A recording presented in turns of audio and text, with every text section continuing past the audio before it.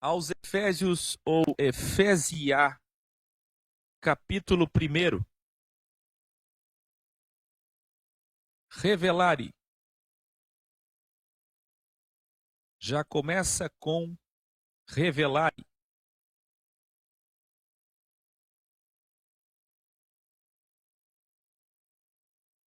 Para Marcion, considerado herege pela Igreja Católica e de fato cometeu muitos erros, também muitos acertos, e muitos eruditos modernos confirmam isso. Esta carta é, na verdade, isso está em qualquer enciclopédia de análise dos códexes originais, a carta perdida aos laodicenses, ou seja, a carta à igreja de Laodiceia. Talvez não necessariamente aquela carta citada aos Colossenses. Vocês verão que aos Efésios é como se fosse uma cópia de aos Colossenses. Como se um discípulo de Paulo, um mestre que conhecia Paulo, admirava Paulo, andou com Paulo, escrevesse posteriormente uma carta exatamente com o conteúdo da carta aos Colossenses, porém, em suas palavras, trazendo as palavras de Paulo em suas palavras. Esta é a carta que vocês conhecem como aos Efésios. Então aqui já começa um grande erro que você provavelmente não sabia, e quase nenhum pastor, padre sabe, e se sabe não falará. Os pouquíssimos que sabem não falarão. Que a carta aos Efésios, na verdade, nunca foi uma carta aos Efésios.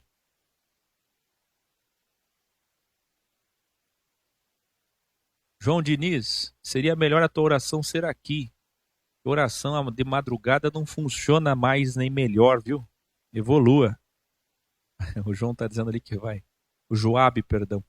Ele disse que vai dormir porque ele tem que acordar às 2 para orar, é isso? Muito boa a sua intenção, mas evolua.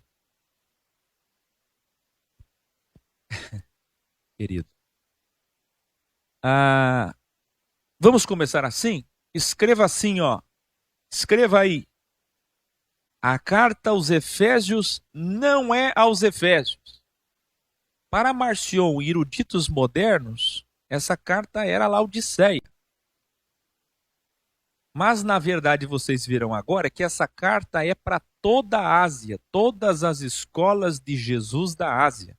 Quem lembra das 7 cartas às 7 igrejas da Ásia que João vai escrever muito tempo depois, duas décadas depois, no Apocalipse? Pois bem, essa carta é endereçada aos santos, aos justos, aos cristãos da Ásia, e não aos Efésios.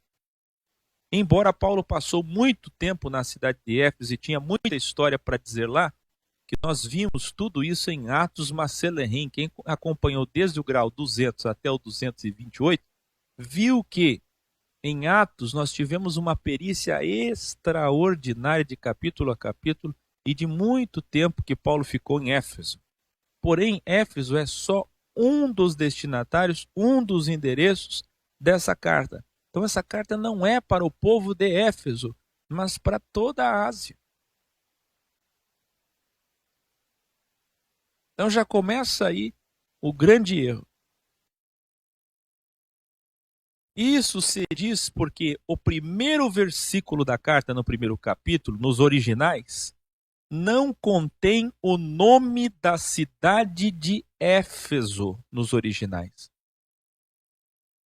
Esta carta apresenta muitos problemas. Primeiro, não foi escrita para nenhuma escola específica, embora aparece Efésios, mas isso foi inserido posteriormente. Paulo jamais enviou esta carta, Paulo jamais enviou uma carta sem ter uma comunidade ou uma escola local de Jesus Cristo. Sempre tinha como destinatário uma escola, um povo ou alguém. E nessa vez ele não endereçou a ninguém. E é por isso que os escribas, os copistas, posteriormente colocaram Éfeso, para dar autenticidade e canonicidade de que seja Paulo. Haja vista Paulo sempre ter um destinatário e dessa vez não ter, para que ninguém dissesse assim, não é de Paulo e não é canônico, então vamos ter que ter um endereço. Pela nossa perícia, nós achamos que pode ser Éfeso. Então colocaram lá Éfeso e acresceram aí na tua Bíblia, Efésios 1:1, que fosse para eles. E aí deu o nome à carta como se fosse aos Efésios. Mas a carta não é aos Efésios e nem tem Efésios ali em 1:1. Entenderam isso? A uma pessoa ou instruções para alguém específico, o que também não é comum nos escritos de Paulo. 3. Existem 42 vocábulos que não são usados em qualquer outra porção da segunda Bíblia, que vocês chamam de Novo Testamento, bem de autoria. Será que foi Paulo mesmo que escreveu ou alguém que gostava muito de Paulo, algum mestre, algum discípulo? 5. Ela é muito semelhante à carta aos Colossenses, o que sugere, na verdade, que pode ter sido escrita por algum seguidor de Paulo posteriormente. E aí vem a conclusão.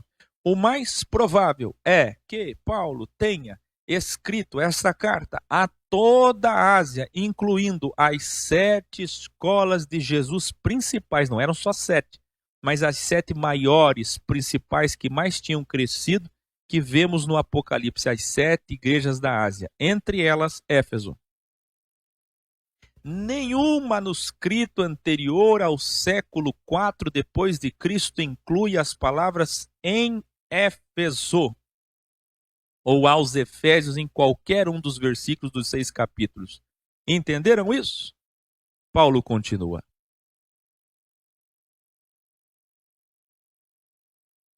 Paulo, enviado de Jesus Cristo para uma missão do Criador aos perfeitos, santos no original é perfeitos, e justos em Cristo da Ásia. Como a maior probabilidade é que tenha sido escrita quando ele estava em prisão aos que estavam na Ásia, por onde ele passou muito tempo, se debruçou muito, trabalhou muito, então seria esta carta endereçada a todas as escolas de Jesus da Ásia. E não necessariamente, especificamente, só Éfeso.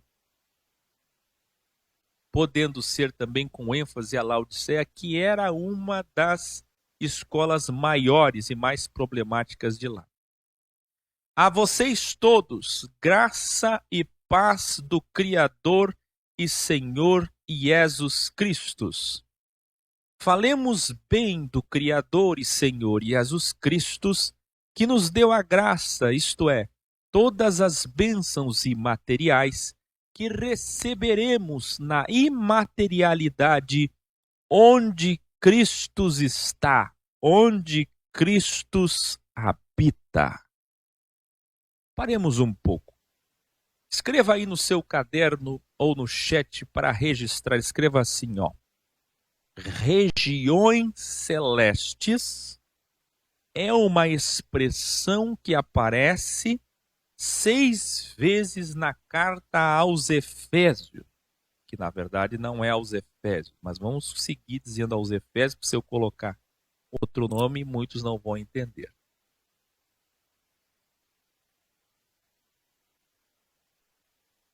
Escreveram aí? Toda vez que aparece essa expressão que levanta toda uma interpretação hoje, de 100 anos para cá, por causa do advento do pentecostalismo, o misticismo de que existem círculos, esferas, dimensões espirituais, aqui nessa atmosfera pairam os espíritos malignos e o diabo e Jó, e ele está aqui voando, voando, voando e procurando os demônios e as batalhas espirituais. E o maniqueísmo pentecostal, e a briga dos deuses, e tudo é aqui, e depois vem o terceiro céu, é o primeiro céu. Todo esse misticismo tolo vem por causa do mau entendimento do desconhecimento dos originais e do mau entendimento das Bíblias acerca da carta aos Efésios, entre aspas. Na verdade, a gente tem que falar aos Efésios, entre aspas. Então, toda vez que aparecer, como alguns estão escrevendo aí, regiões celestes, entenda, imaterialidade. Você pode escrever agora assim? Toda vez que aparecer regiões celestes é igual, ou 2 pontos, ou flechinha, aponta lá, o que é, o que é, o que é?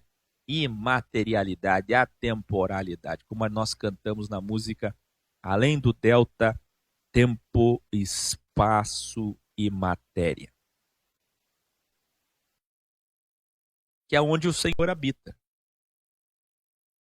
Porque antes que houvesse tempo, espaço e matéria, para você entender, é quântica pura essa carta. Aliás, Paulo usava muito essa linguagem, o que aqui vai nos ajudar e corroborar que pode ter sido Paulo o autor. O Criador já sabia que seríamos os justos que se aperfeiçoariam para Ele. Não é que Ele escolheu, predestinou os que Ele ama mais.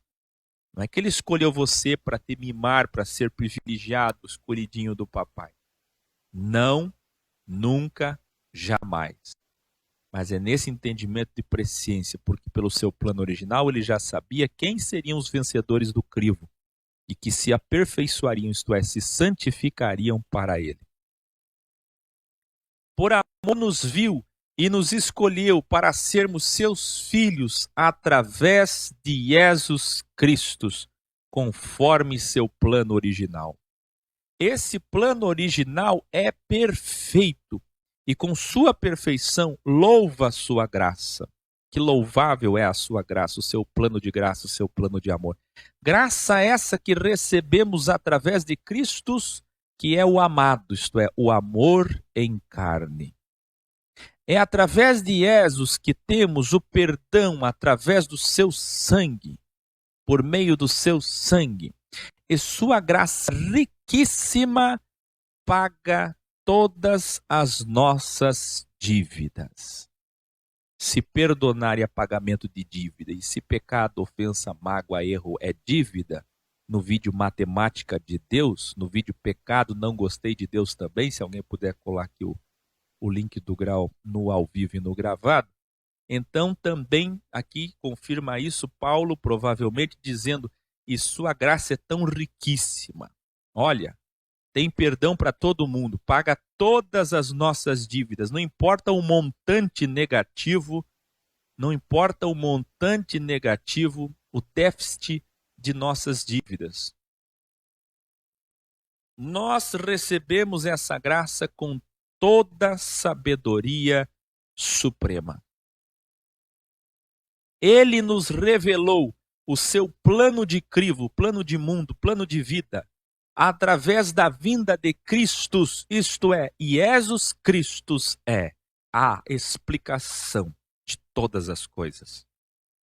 Matéria e imatéria. A explicação dos tempos, dispensações, eras, séculos, milênios, dias e além do tempo, das unidades de medida de tempo, além, na imortalidade, a temporalidade.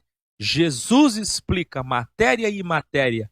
Jesus é a explicação do tempo e do atempo.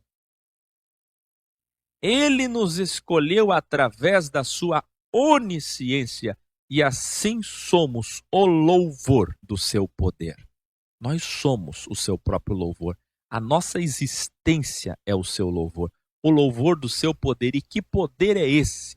O poder desse Espírito que veio aqui, encarnou em um homem e fez com que esse homem vencesse a morte, enfrentasse os governos, os sistemas poderosos, e não tem sistema humano capaz de vencê-lo, porque ele está acima de todos os governos dos homens.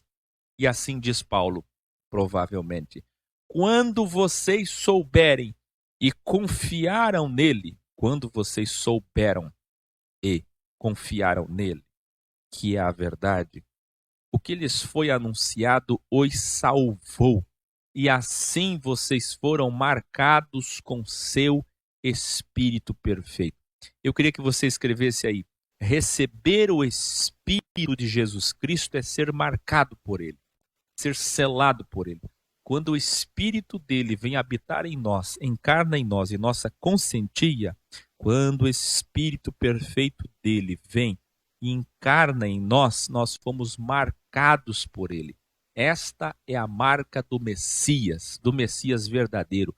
Mas os judeus, em breve, serão marcados pela marca do falso Messias, pela marca do anticristo. Nós já fomos marcados. Quando as igrejas erroneamente pregam o batismo no, do ou com o Espírito Santo, elas deveriam dizer: quem aqui quer receber a marca do Espírito? Vamos receber a marca do Espírito, porque quando ele vem sobre nós e encarna em nós, nós somos marcados por ele. E eu pergunto aí, quem tem a marca de Abel e quem tem a marca de Caim? Quem é do bem tem a marca do Espírito perfeito de Cristo. O Espírito perfeito de Cristo encarnou em você e marcou você. Você está marcado. 777, você está marcado. Pois ter o Espírito de Cristo em suas consciências é a garantia de que habitarão no reino imaterial. Isto é, só vai habitar no reino imaterial aqueles que têm a marca. Quem tiver a marca vai habitar no reino imaterial. É a garantia. Quem tem a marca aí? É a dualidade. A marca da besta e a marca do Espírito. A marca do segundo Messias e a marca do primeiro Messias. Quem aí tem a marca do primeiro Messias? Quem tem a marca do primeiro Messias? Quem tem a marca do primeiro Messias? Desde o momento que eu soube da fé e do amor que vocês têm pelos seus irmãos, fraternidade, sempre agradeço o Criador por vocês terem entendido e estarem praticando a verdade. Meu desejo é que vocês tenham cada vez mais sabedoria. Olha como é que se ora aqui, ó. Olha como é que se ora aqui, ó. Meu desejo é que vocês tenham cada vez mais sabedoria e revelação até pleno conhecimento sobre Jesus Cristo.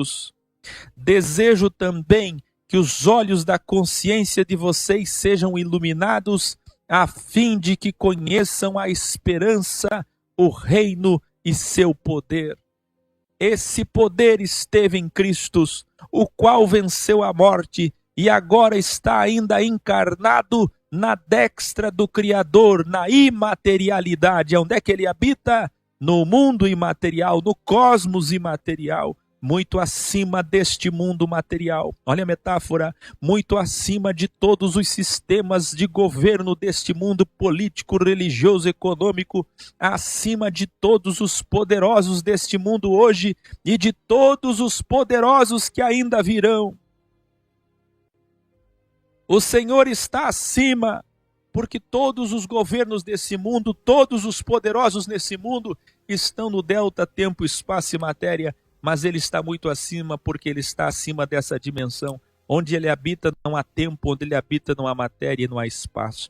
Todas as coisas materiais estão debaixo dele, metaforicamente nos seus pés, diz Paulo.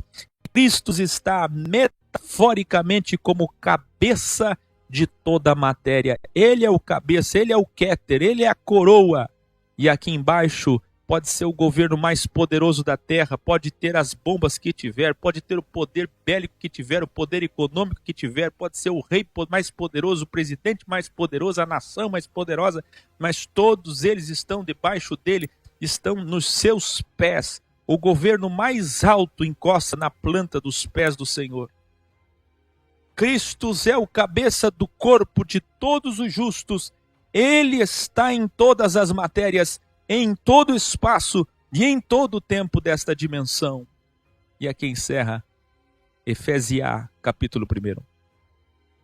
Aos Efésios, ou Efésias, capítulo 2. Capítulo 2. Antes vocês estavam sem vida, saindo do caminho e errando a direção. Vocês viviam de acordo com o sistema do mundo liberal, pois o senhor do sistema deste mundo material é o mal. E a tua Bíblia está toda mística, dando a entender o príncipe das trevas, o príncipe deste mundo. E quem é o príncipe deste mundo nos originais?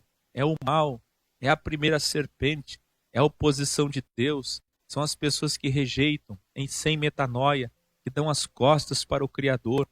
Se eu escolho rejeitar o Senhor, que é luz, que é o bem, então recebo a marca de Caim, a marca da besta. Se eu não quero o Senhor e o seu Espírito e sua marca, então eu serei marcado pelos espíritos malignos deste mundo, representados pelo príncipe desse mundo. Príncipe no original é dono, é senhor. Quem é o senhor deste mundo? Não é uma pessoa, mas é o mesmo juiz que lhe dá direito de vida ou morte, como mostra todo Deuteronômio 28, como mostra a partir de Gênesis 3,15. É o dono da vida que colocou no jardim a serpente, que colocou no jardim a árvore da ciência do bem e do mal, que é a árvore da morte, e colocou também a árvore da vida. Quem é que colocou a árvore do bem e do mal dentro do jardim? Vocês viviam de acordo com o sistema do mundo liberal, sem o bem, sem necessidade de bem, sem lei, sem regra, sem acusação da consciência, pois o senhor do sistema deste mundo material é o mal. O mal está logo acima da nossa dimensão material com seus espíritos malignos. Veja o original. E eles habitam nas consciências daqueles que hoje praticam o mal. Preste atenção. Onde fica a sua conscientia? Onde fica a sua consciência? Responda para mim, onde fica a sua consciência? Coloque a mão aí para eu ver, para sua esposa ver, para o seu esposo ver, para os seus filhos ver. Eu estou vendo você assim, ó, assim que você está, não é? Não é aqui que está a consciência. Onde é que ela está? Ela está nos pés, ela está nas costas, ela está nos braços. Onde ela está? Ela está no topo, na coroa, no Kéter. Lembra das Sefirotes? Lembra dos vídeos das emanações de Deus? Lembra dos vídeos sobre a árvore da vida? Onde fica o jardim do Éden? Cadê? Não é no topo? Não é acima de tudo? Não é na cabeça? Escreve aí. Coloca assim, consciência fica na cabeça. Consciência fica em cima. Consciência fica no alto. Consciência fica no topo. E é por isso que Paulo está dizendo assim, o espírito do mal, os espíritos malignos habitam nas regiões celestes. Olha as regiões celestes aqui, ó. Olha as regiões celestes aqui, ó. Mas não é isso aqui, não é essa cabeça. Não é esse cérebro que está aqui dicotomizado com sexta e com dex. É que aqui está a centelha divina, o Espírito de Cristo e os espíritos malignos. Aqui a habitação do bem e do mal. É aqui que está o jardim do Éden, a árvore da vida e do bem. O resto todo é o corpo, é a capa. Como diria o Eloy no filme que ele assistiu, é a casca. O resto tudo é capa. Aqui está a conscientia, o disjuntor. E isso aqui representa a alma, o psique, as escolhas do espírito. E é isso aqui que faz um vínculo e uma conexão com a aura áurea. Quem lembra do vídeo grau sobre a aura áurea?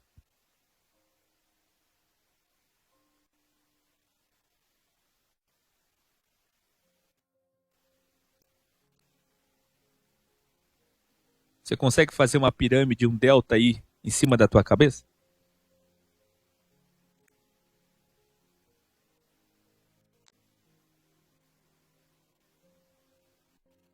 Aí, o José Borneuto fez uma áurea aí. Aqui está a aura áurea. É aqui.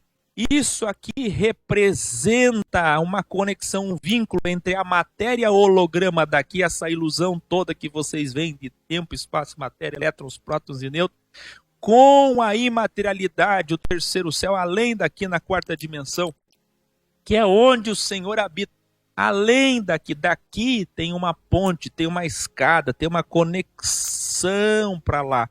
Então Paulo está falando disso. Paulo está dizendo o mal está logo acima da nossa dimensão material com seus espíritos malignos e eles habitam nas consciências daqueles que hoje praticam o mal, assim como vocês praticavam, e eram antes habitações deles, quando faziam as vontades do seu ego, seguindo seus próprios desejos e pensamentos. Olha só que coisa mais linda e reveladora, Paulo confirmando tudo que nós ensinamos. Nós éramos como eles são hoje, merecedores do juízo do Criador.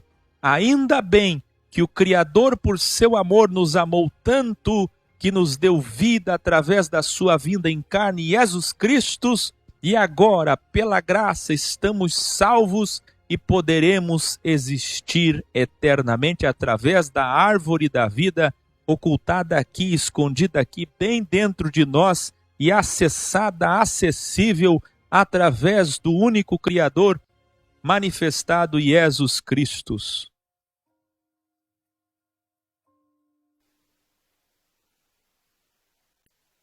Se você é do bem, está marcado como Abel, sua consciência recebe o espírito do bem, que encarna em você, sela você, marca você. Se você é do mal, escolhe o mal, virtudes de mal, então vêm os espíritos malignos do mesmo Deus e habitam em você pela legalidade que você dá. Portanto, todo o sistema religioso, evangélico, pentecostal, carismático, neopentecostal, cabalístico, místico, esotérico, que em parte o sistema esotérico, em parte o sistema espírita, não todo o sistema espírita, mas quase que todos estão equivocados quando dizem que as regiões celestes são acima, são na atmosfera, tem uma batalha nos céus, os céus, vamos para o céu, é no céu, os demônios estão ali, é Jó, não entende a metáfora, eles estão voando, eles estão aqui em cima, acima das aves, alguns dizem que é no mesmo lugar onde as aves estão, outros dizem que é um pouquinho acima da atmosfera, ai, outros dizem que são 3 céus, 7 céus, como dizem os islâmicos, nada disso. O céu, que a Bíblia se refere, às regiões celestes, que é sinônimo na raiz de imaterial, atemporal, imortalidade, está bem aqui. Aqui está o reino, aqui está a árvore da vida, do bem e do mal. É esse cérebro dicotomizado. Aqui estão todas as coisas. E quando você morre, é aqui que você sofre o processo DQM. É aqui que você tem alucinações, visões. É aqui que você sonha e vê coisas que são e que não são. É aqui que tem a glândula pituitária, a glândula pínea, terceiro olho. É aqui que você tem mediunidade. É aqui que você tem intuição. É aqui que todas as coisas acontecem. É aqui, ó. É aqui, ó. As regiões celestes estão aqui, ó. Regiões celestes. Aí os cristãos, nessa fantasia toda, por isso que eu choro, são milhões em fantasia e ilusão, imaginando coisas lá, sempre imaginário. O diabo imaginário, Lúcifer imaginário, os demônios imaginários, a guerra imaginária, os lugares celestes imaginários. Ah, tem guerra nas regiões celestes. Demônio. Ah, tem classificação de demônio. Tem demônio. Tem espíritos malignos sim, eles habitam na consciência sim, mas é aqui, ó. Eles não lutam lá. É aqui, ó.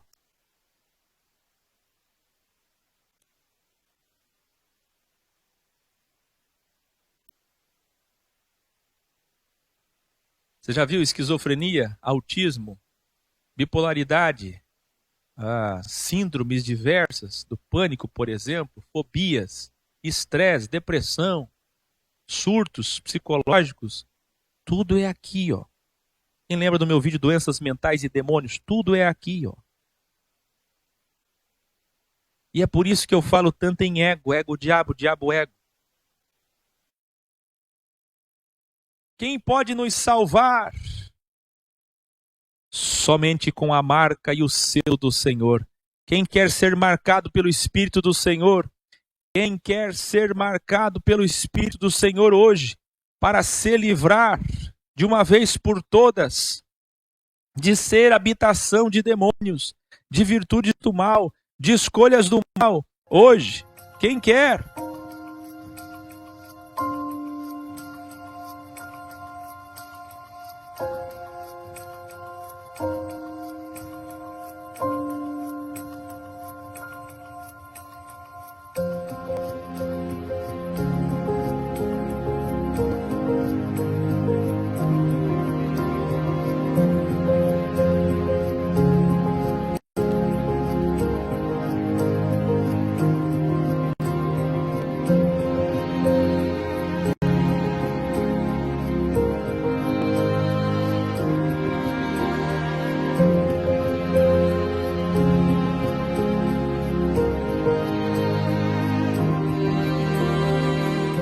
Era para eu dizer agora, seja marcado pelo Espírito Santo, porque ser marcado pelo Espírito perfeito é se livrar das imperfeições. O mal está logo acima da nossa dimensão. Esse é o príncipe do mal, com todos os seus espíritos que habitam naqueles que fazem a vontade do seu ego, que seguem seus desejos. Nós éramos assim, estávamos perdidos. Mas o Senhor, por seu amor, por sua graça, se manifestou em carne, é Cristo. E agora, através da sua graça, estamos livres e poderemos existir eternamente, porque através de Jesus nós estamos comendo os frutos da árvore da vida. E quem come desse fruto e quem é marcado por esse Espírito nunca mais morrerá. O Criador nos ressuscitou com Cristo e agora estamos metaforicamente sentados na imaterialidade com Cristo. Não tem Jesus sentado em trono nenhum. Evolua. Não existe trono, nem 3 tronos, nem vários tronos, nem 12 tronos, nem 24 tronos. É metáfora. Trono é autoridade, é poder. Esse é o poder do Senhor. Nós estamos assentados com Ele num trono imaterial para revelar nos próximos 2 milênios. Olha o que Paulo está dizendo aí. Nas próximas eras, nas próximas dispensações, nos próximos 2 milênios, como diz Oséias 6:2, que virá a incomparável riqueza de sua graça. Cristo trouxe a verdade. Ele é esta verdade, essa revelação da verdade, esta graça que nos livra da morte, que nos dá a imortalidade, a ressurreição para todos que viessem 2000 anos depois. Eu e você viemos nessas 2 dispensações, nessas 2 eras, nesses 2 dias, nesses 2 tempos, nós viemos e nós fomos alcançados e atingidos com essa incomparável graça do Senhor. Nós fomos alcançados, meus queridos. Nós fomos alcançados. Que lindo. Que lindo. Quem aí foi alcançado por essa incomparável riqueza da sua graça? E quando fala riqueza, está falando em perdão. Viu? Está falando em perdão. Porque todo pecado, todo erro, todo descaminho, todo despropósito, quando erramos o alvo, nós geramos uma culpa, nós geramos uma dívida. E quem é que pode pagar essa dívida? Quem pode pagar essa dívida? Só essa graça, e essa graça é riquíssima. Por isso que Paulo usa tanto a palavra riqueza. E é para expressar quanto que todas as dívidas serão aniquiladas e pagas. Pois somente a graça pode salvar vocês, e para isso vocês precisam confiar nele. E confiar nele é uma habilidade que o Criador nos deu. Aí muitos vão dizer, viu, graça irresistível. Eu não sei se você sabia, meu caro evangélico, mas se todo evangélico soubesse, ele saía do sistema imediatamente ao descobrir 4 frases de Lutero e Calvino. Peca forte, graça irresistível, sola escritura e sola fide. 4 frases erradas. As 4 estão erradas. Ninguém acredita em Deus de si mesmo. Nós só acreditamos em Deus porque é um dom de Deus. Ele nos predestinou, está aqui, está na Bíblia. Erro. Erro de presbiterianos, erro de alguns batistas, erro de metodistas, erro de calvinistas. Tudo má compreensão de texto. O que Paulo está dizendo aqui é outra coisa. Veja o original, eu vou ler bem compassadamente. Pois somente a graça pode salvar vocês. E para isso, vocês precisam confiar nele. É necessário confiar nele.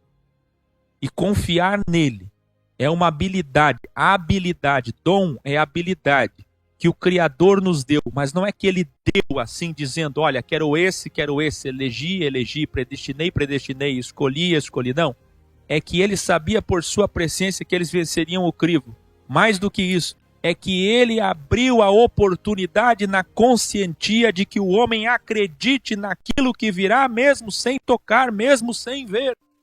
É a esperança, é a emuná, a capacidade aqui dentro da conscientia de esperarmos por um reino imaterial que ainda não vemos.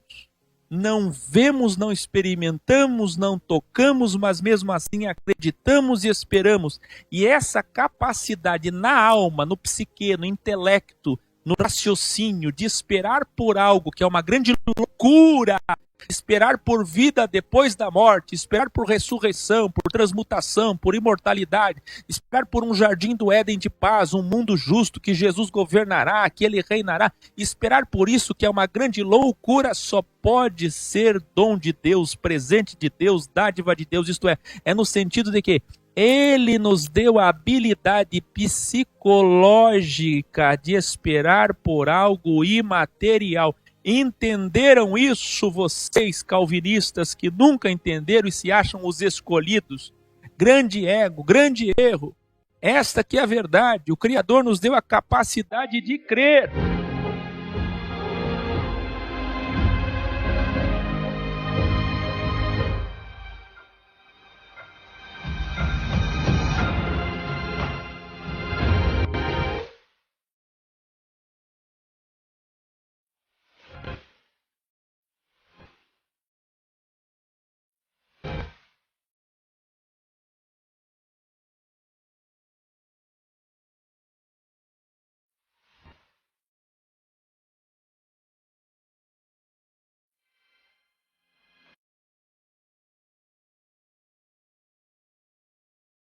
Não somos salvos pelas obras. Obras no original é obediência à Bíblia, obediência à lei, obediência a uma igreja, obediência a uma religião, a dogmas, preceitos humanos, pois isso só gera ego, autojustificação.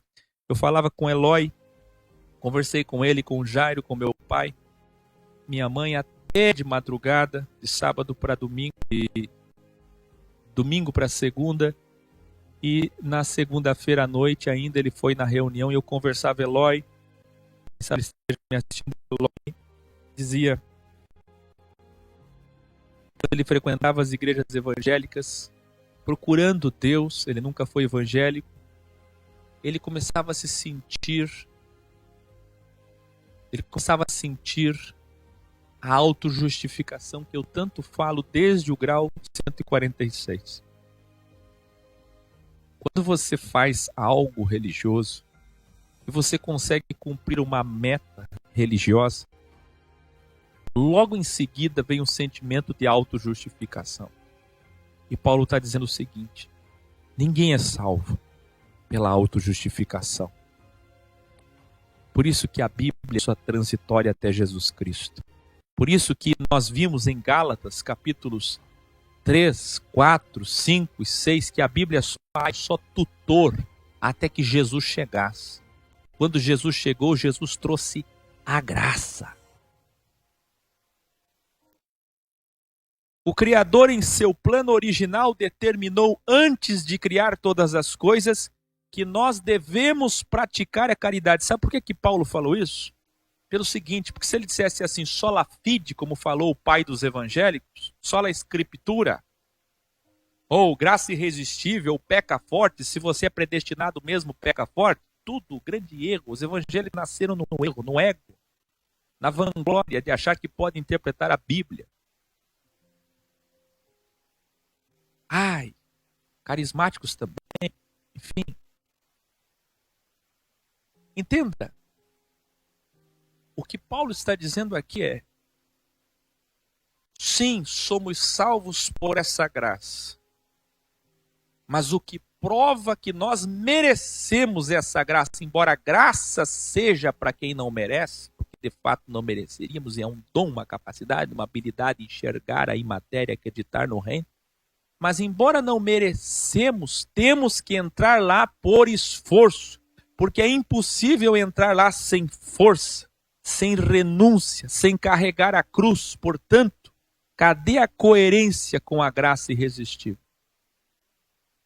O que prova que a graça irresistível, e aí sim irresistível, me alcançou e me salvou e fez com que todos os meus erros fossem apagados, isso, o que prova, a prática da ação social, da caridade, da beneficência. Porque antes de qualquer coisa, o Senhor determinou que o homem tem que praticar ação social, tem que fazer o bem, isto é nosso dever, não é dogma de religião, não é preceito de religião. Escreva aí, se nós precisamos de uma igreja, de uma denominação, de uma religião, dizendo para nós faça caridade, então nós somos miseráveis. Então nós não merecemos nem viver, porque é dever do ser humano, do ateu e do tel, todos os teístas, deístas, todos que dizem crer ou não crer, é dever da criatura ajudar os seus irmãos humanos. É nosso dever e não, nunca, dogma, preceito religioso.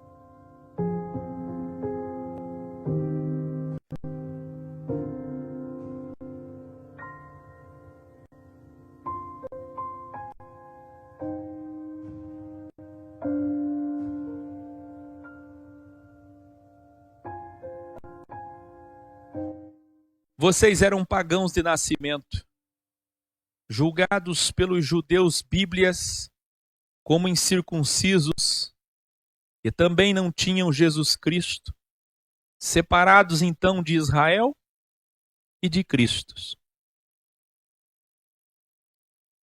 Vocês eram separados de Israel e de Cristo. Não tinham esperança e nem o único Criador. Mas agora, vocês que estavam longe do caminho, se aproximaram através do sangue de Jesus Cristo. Antes existia um muro entre pagãos e judeus. O muro da guerra e da inimizade.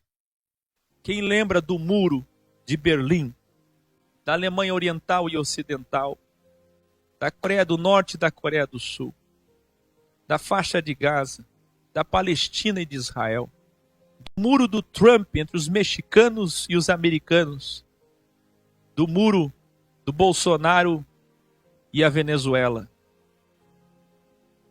do muro de petistas e antipetistas, de comunistas, de muitas tesouras, O homem vive de muros, mas Jesus veio destruir os muros. Jesus veio acabar com a inimizade, com a guerra. Agora o Criador da paz fez de judeus e pagãos um só povo, destruindo o muro que os separava. Esse é o grande objetivo predito por todos os profetas da vinda do Messias e que os judeus não entenderam até hoje. Através da sua morte na cruz, anulou a necessidade de todos os mandamentos e ordenanças da Bíblia. E aqui é uma linguagem bem paulina, peculiar a Paulo, provando aqui a autenticidade, a autoria de Paulo. Pelo menos nesses textos nós temos Paulo falando, como ele falou, por exemplo, em Romeá, em Corintiá, em Galutiá, através da sua morte na cruz, anulou toda a necessidade de todos os mandamentos e ordenanças da Bíblia.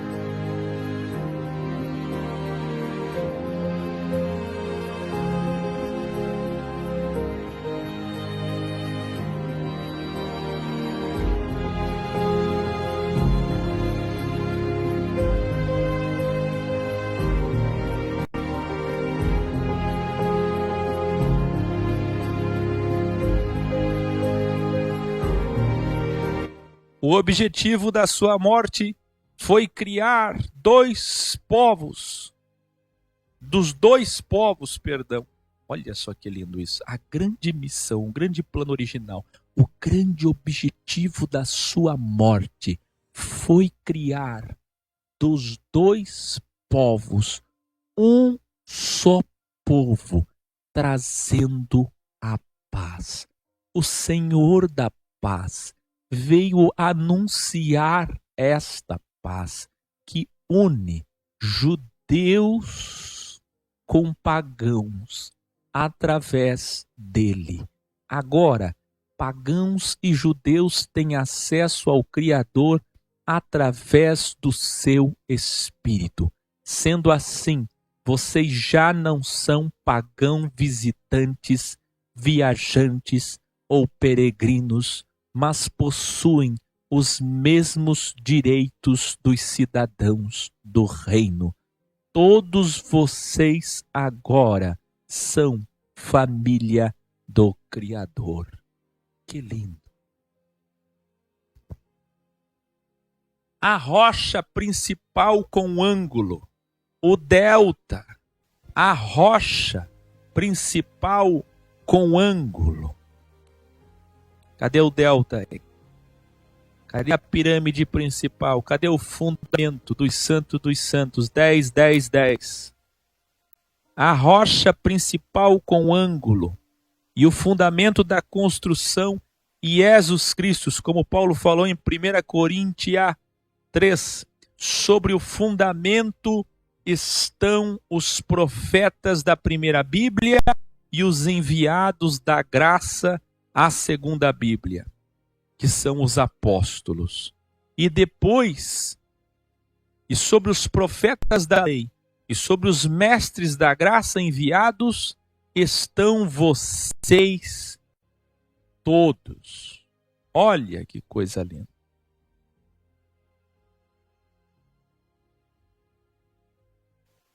Então vamos lá. Jesus está na base. Vocês podem escrever assim, ó. Jesus é o fundamento, é a base, é o alicerce. Acima de Jesus vem a primeira Bíblia, os profetas da primeira Bíblia, fazendo a parte esquerda em cima do fundamento. Depois vem os apóstolos, que são os mestres enviados da graça, fazendo a parte direita, a dextra, em cima da base.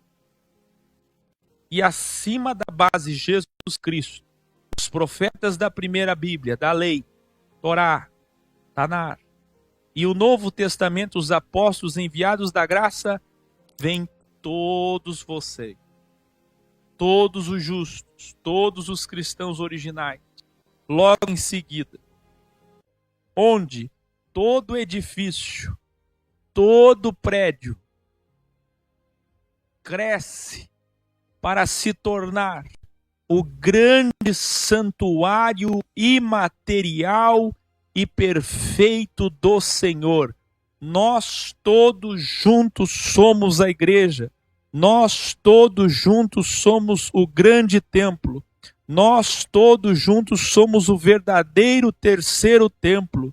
Nós todos juntos somos o grande santuário imaterial, a verdadeira casa de oração imaterial perfeita do Senhor. E é sobre Jesus Cristo que vocês estão sendo construídos, e assim vocês são a habitação do Espírito do Criador. Quem está sobre Cristo tem a marca de Cristo, está selado e marcado por Ele. Quem está sobre Cristo, agora na metáfora construção, está edificado sobre Cristo e, portanto, é a habitação de Cristo e tem todos os direitos como concidadãos dos primeiros cidadãos do reino.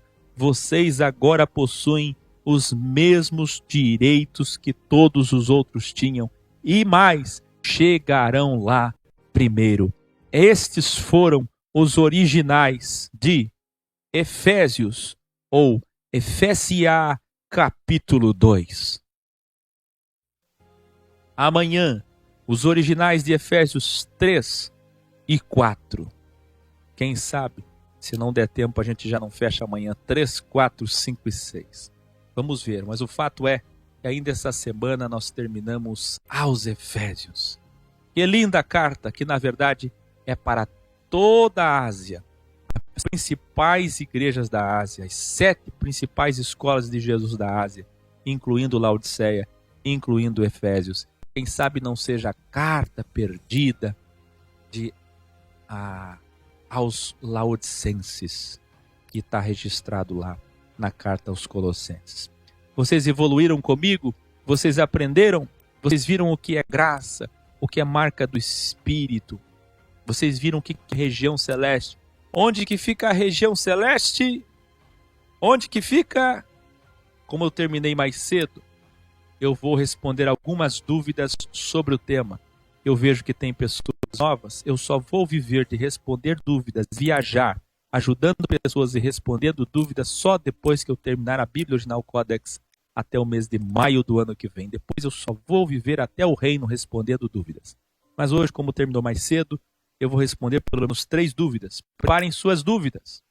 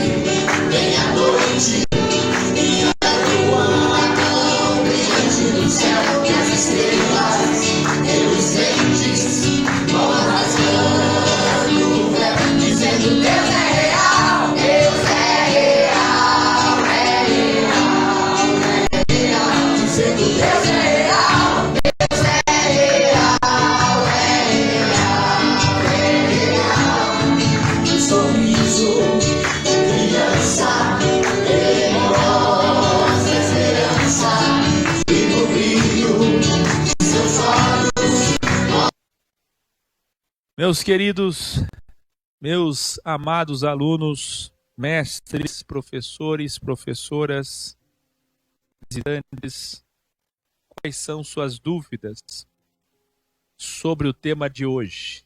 Eu estou disposto e pronto aqui para atender as dúvidas de vocês sobre escolas de Jesus, sobre como iniciar um trabalho, sobre manifestação, sobre ajudar, tudo isso aqui.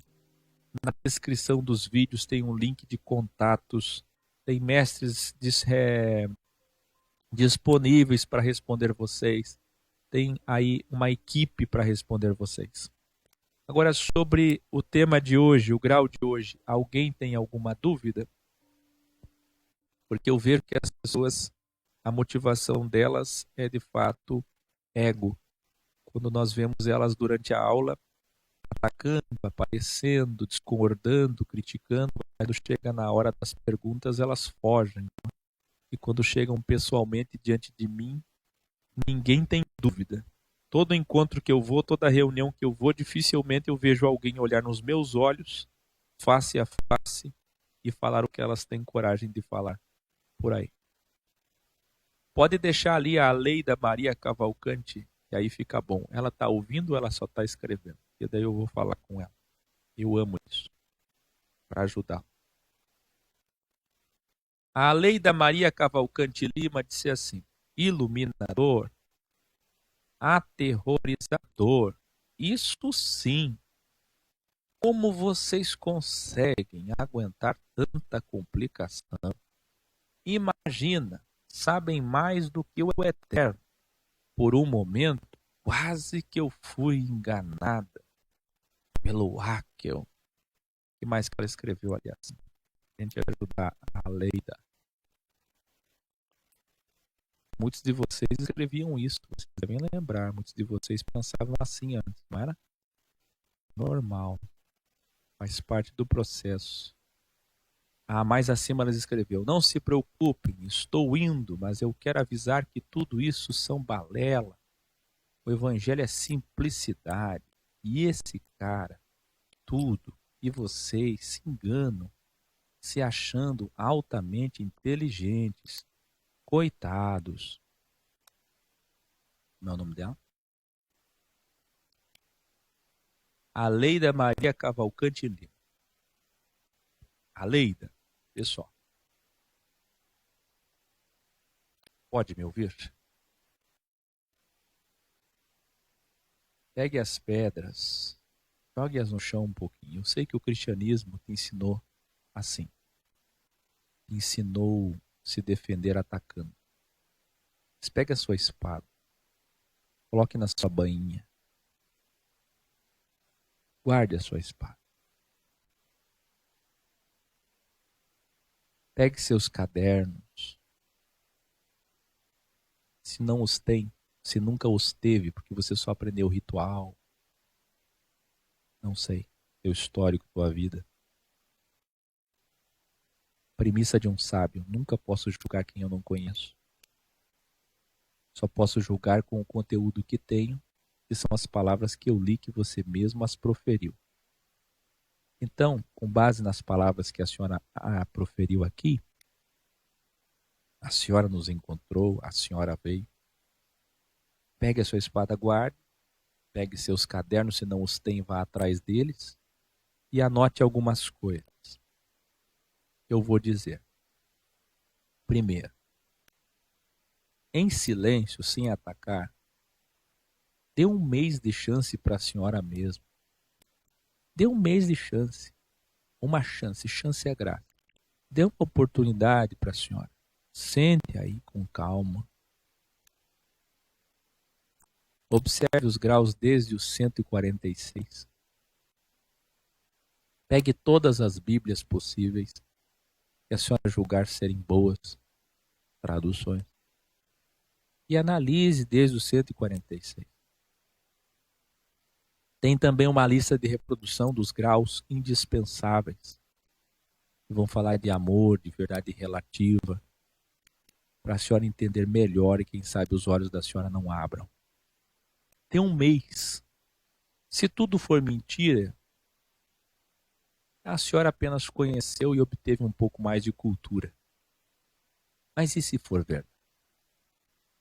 Quem aqui pode testemunhar para ela? Quem aqui me odiava também no início? Quem odiava tudo isso daqui, satanizava tudo isso daqui e depois viu que estava equivocado. Testemunha aí para nossa querida, a querida, muito querida, Aleida Maria. E, Aleida, quem complica não somos nós, é a tua Bíblia. Se a senhora quer ter Jesus como mestre, que é isso que significa cristão, quem complica é a Bíblia. Se a senhora tiver coragem, vá num encontro, numa reunião comigo assim, ó, cara a cara. Traga todas as Bíblias que a senhora tiver e eu vou perguntar para a senhora assim, texto simples, como esse daqui, ó, Efésios 2. Eu vou dizer para a senhora, por favor, abre Efésios 2 e explica para mim. Porque se sou eu que estou complicando, então explica para mim Efésios 2. Não, vamos complicar um pouco mais então. Eu queria que a senhora explicasse 2 Coríntios 12. A senhora está dizendo que quem complica somos nós, que Deus é simples, que o Evangelho é simples, que nós estamos aqui nos colocando acima de todos. Será que somos nós? Ou será que é a Bíblia, que tem que ser desmistificada, que tem uma linguagem complexa, que foi mal traduzida? A senhora não sabia, dona Aleida? Aliás, a senhora já está cometendo outro erro, porque eu estou falando aqui e a senhora está escrevendo. Ó, já escreveu mais ali. Alguém tem medo do que eu estou falando a verdade? É uma só. Jesus é a verdade e lhes libertará. Não faz assim, minha querida. Eu jamais pararia o programa inteiro por causa de uma pessoa intransigente. Eu só estou parando porque eu sei que pessoas intransigentes como a senhora estão me assistindo também e nesse momento podem acordar e ver a sua intransigência e se arrepender. A senhora está dando com a cara na testa de ferro, na ponta de ferro. A senhora está batendo no ferro e está se machucando à toa, sendo que tão armada, tão surda, bastava se acalmar, sentar e ouvir, e a senhora ia perceber que o que nós falamos é vida e verdade. Ia nos agradecer. Então dê uma chance à senhora. Dona Aleida, eu queria saber a resposta da senhora. A senhora pode escrever para mim e responder aqui se a senhora vai concordar de fazer esse trato comigo aqui ao vivo, diante de todos e de Deus? O trato é o seguinte: dar 1 mês de silêncio assistindo todo dia de segunda a sexta. Se puder, assista até mais os outros vídeos. 1 mês. A senhora vai analisar, examinar. 1 mês. Tem gente que não sabe ler e escrever e entende tudo que eu falo. Tem pessoas que ganham menos de R$ 500 por mês e entendem tudo que eu falo. Tem pessoas que não terminaram o primário e entendem tudo que eu falo. Tem pessoas que nunca leram a Bíblia, nunca leram um livro na vida e entendem tudo que eu falo. Então o que eu falo não é complexo. Complexo é o que eles falam, todos falam. Eu estou desmistificando a Bíblia, porque ela sim é complexa. E quem a fez? Quem trouxe ela para você e para nós? Então eu queria a resposta aqui da senhora eu nunca sei se é Alaida ou Aleida, perdão. Aleida. Escreva para nós aí se a senhora concorda de ficar 1 mês nos assistindo em silêncio. Depois de 1 mês a senhora vai dar o veredito. Se nós somos hereges, se somos do maligno, se somos mentirosos ou se somos da verdade. Depois de 1 mês, estou esperando a resposta dela. Mais alguma pergunta?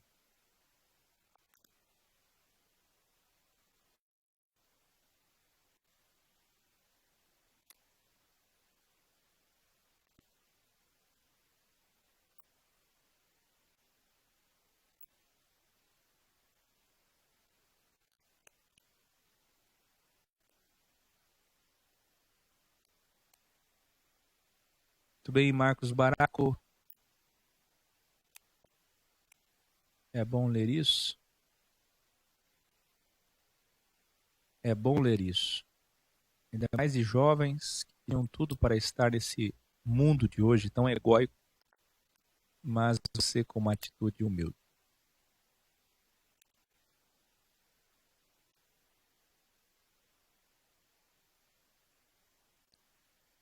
A Elizabeth está na Assembleia há 20 anos. Sai de lá, Elisete, perdão. Elisete Pacheco, a receita para sair de lá é falar a verdade lá. Pega o microfone e fala alguma coisa do que eu falo aqui. E aí você vai conhecer a tua irmandade da Assembleia de Deus, você vai chorar comigo, vai ver o quanto que eles estão enganados. A intenção é boa da maior parte daqueles que vão lá, da maior parte.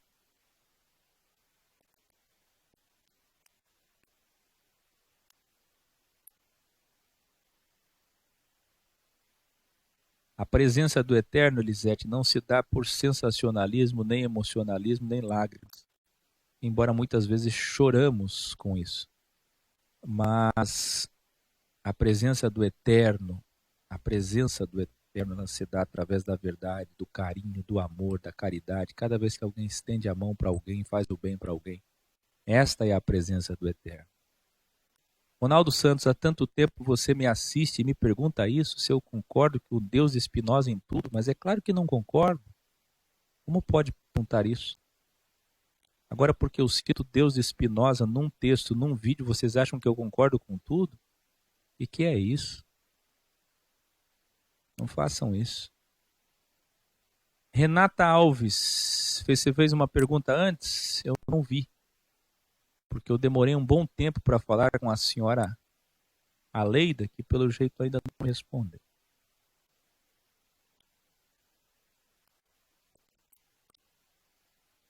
Quando a Aleida me responder, me avisem, que eu não estou conseguindo ver todos os comentários. Vou ter que voltar a usar óculos.